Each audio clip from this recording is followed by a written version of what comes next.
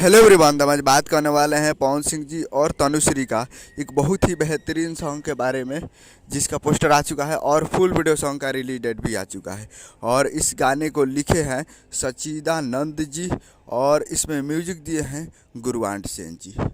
और ये बहुत ही बेहतरीन सॉन्ग है जो कि आपको स्क्रीन के ऊपर दिखाई दे रहा है। जिस सॉन्ग का टाइटल रखा गया प्रेम रोग है प्रेम जोग है, जिसका टाइटल है प्रेम रोग है प्रेम जोग है।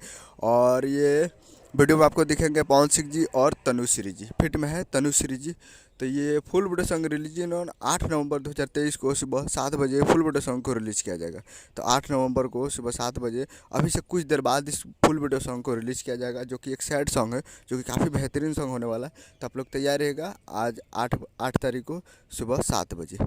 तो अभी से कुछ देर बाद इसको रिलीज़ किया जाएगा यसी films present Bhojpuri YouTube channel पे। यसी films present Bhojpuri YouTube channel पर तैयार रहिएगा फुल वीडियो सॉन्ग को देखने के लिए।